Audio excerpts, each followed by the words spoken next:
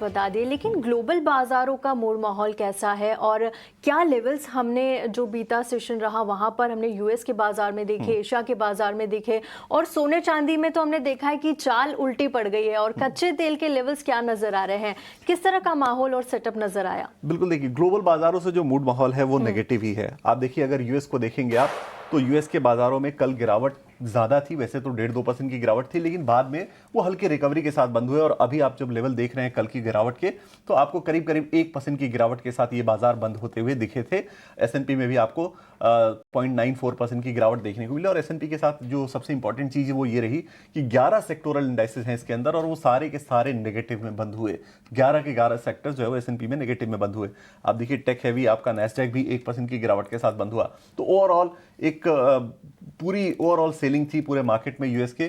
थोड़ी सी रिकवरी हल्की सी देखने को मिली, लेकिन वो बहुत काम की रिकवरी है नहीं जब आप 1% गिरकर बंद हो। जो टेंशन सबसे ज्यादा दिखी वो यूरोपीय बाजारों में कल दिखी। 3-3.5% की गिरावट के साथ तमाम यूरोपीय बाजार बंद हुए। आप अगर देखेंगे कैक, डैक, फिटसी, तीनों में आपको दिखेगा कि एकदम फ्लैट, ऐसा लग रहा है जैसे किसी ने एक बराबर से काट दिया हो, उतनी गिरावट जो है वो देखने को मिली है तीनों बाजारों में। तो यूरोप भी कमजोर, यूएस भी कमजोर। यूएस फ्यूचर से भी अभी जो है वो बहुत अच्छे कोई संकेत मिल नहीं रहे हैं, मिले जुले संकेत हैं और नेगेटिव की तरफ ही हैं। तो वो भी एक संकेत जो है वो नेगेटिव है। हो क्या रहा है, हो ये रहा है कि जो एस्केलेशंस बहुत ज़्यादा हो गई हैं यूएस और ईरान के बीच में, वहाँ कहीं भी ऐसी बात नहीं निकल कर आ रही है कि कहीं जो है वो एस्केलेशन कम करने की बातचीत हुई हो या फिर कहीं वॉर को रोकने की बातचीत हो रही हो। तमाम अपील तो देखने को मिल रही है, चाहे वो यूएन की तरफ से हो चाहे अन्य देशों की तरफ से, लेकिन उसका कुछ असर अब तक देखने को नहीं मिला। उसकी वजह से आप देखिए कि गिरावट का दबाव लगातार जो है वो इन तमाम बाजारों पर आज आपको देखने को मिल रहा है। कल की क्लोजिंग भी जो हुई थी वो काफ़ी नेगेटिव ही हुई थी बाजारों में। तो ओवरऑल बाजार यूएस के हों, यूरोप के हों, सब जगह गिरावट देखने को मिली। आप अगर एशिया का रुख करेंगे तो एशिया में आपको दिखेगा कि साउथ कोरियन इंडेक्स जो है वो कॉस्पी जो है वो करीब करीब 7% की गिरावट के साथ बंद हुआ। 7% की गिरावट वहां दिख रही है। तो आप देखिए, एशिया हो, यूरोप हो, यूएस हो, सब जगह कमजोरी। गिफ्ट निफ्टी 2.25%, जैसा हमने शो की शुरुआत में ही बताया, 2.25% की कमजोरी यहां पे देखने को मिल रही है। इस वक्त 500 अंकों की गिरावट के साथ जो है वो खुलने के संकेत दे रहा है बाजारों के। तो ओवरऑल बाजारों से जो संकेत देखे ना, तो वो बहुत अच्छे हैं नहीं, मूड माहौल अच्छा रखने वाले हैं नहीं। अब बात करते हैं कुछ और ट्रिगर्स की, जैसे कि सोना और चांदी। अब देखिए, सोना और चांदी हुआ ये कि सोमवार को इन्होंने मंथ का हाई बनाया, 4 हफ्ते की ऊंचाई पर सोना और चांदी पहुंच गए। अच्छी खासी तेजी थी, लेकिन वहां पे प्रेशर ये आया कि फेड की दरें घटने की उम्मीद जो थी वो जो है वो अब कम होती हुई नजर आ रही है, क्योंकि जो वॉर की वजह से इन्फ्लेशन है वो जो है वो बढ़ता हुआ नजर आ रहा है। तो अगर वैसा होता है तो वैसे केसेस में सोने और चांदी के लिए निगेटिव है। दूसरी चीज, डॉलर की मजबूती भी सोने और चांदी को कहीं ना कहीं दबाव में ला रही है। और तीसरी चीज ये कि तमाम एक्सपर्ट्स ये कह रहे हैं कि सेल ऑन राइज कीजिए, जब भी उछाल मिलता है आपको तो बेचिए। तो वैसे में जो सेल ऑन राइज वाली स्ट्रेटजी है वो कहीं ना कहीं प्ले आउट होती हुई दिखी और सोने और चांदी में ऊपरी स्तरों से दबाव देखने को मिला।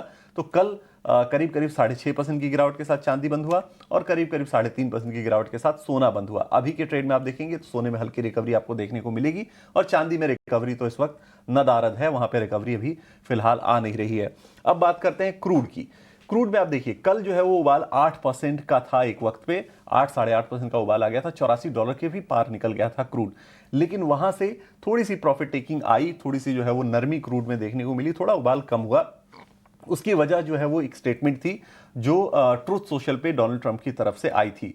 उन्होंने ये कहा कि यूएस इंश्योर करेगा कि तमाम देशों को, पूरी दुनिया को एनर्जी का फ्री फ्लो होता रहे, यानी जो तेल की सप्लाई है वो बाधित ना हो। और वो बाधित कहां हो रही थी, वो हो रही थी स्ट्रेट ऑफ हॉर्मुज में, क्योंकि स्ट्रेट ऑफ हॉर्मुज में आईआरजीसी यानी जो ईरान की इस्लामिक रेवोल्यूशनरी गार्ड कॉर्प्स है उसने स्ट्रेट ऑफ हॉर्मुज को ब्लॉक एक तरह से कर रखा है और जो भी टैंकर्स वहां से जा रहे हैं उनको वो अटैक कर दे रहे हैं। तो ये एक परेशानी जो स्ट्रेट ऑफ हॉर्मुज पर थी उसको एड्रेस करने की कोशिश कहीं ना कहीं डोनाल्ड ट्रंप ने की।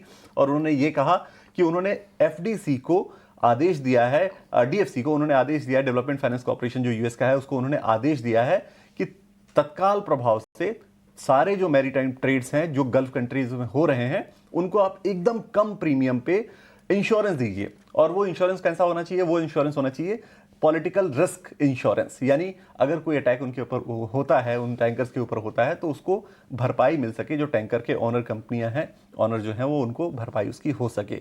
तो एक तरह से वो थोड़ा सा ईज आउट करने की उन्होंने कोशिश की। दूसरी चीज एक और जो ज्यादा सपोर्ट करके गई वो ये कि उन्होंने कहा कि अगर जरूरत पड़ती है तो यूएस की जो नेवी है वो तेल टैंकर्स को एस्कॉर्ट करेगी मतलब साथ साथ लेकर स्ट्रेट ऑफ हॉर्मुज को पार कराएगी, एक तरह से नैया पार लगाएगी उनकी। तो ये कहीं ना कहीं एक पॉजिटिव स्टेटमेंट था क्रूड सप्लाई के लिए, ग्लोबल क्रूड सप्लाई चेन के लिए, और उसका असर देखने को मिला कि क्रूड में जो बहुत ज्यादा उछाला गया था वो थोड़ा बहुत कहीं ना कहीं ठंडा होता हुआ दिखा और वो $82 के आसपास इस वक्त कारोबार कर रहा है। तो चलिए, ये ओवरऑल ग्लोबल मार्केट का सेटअप था, चाहे वो क्रूड की बात हो, चाहे गोल्ड की बात हो, चाहे वो ग्लोबल मार्केट की बात हो। लेकिन अब इंडियन मार्केट्स पर लौटना होगा और समझना ये होगा कि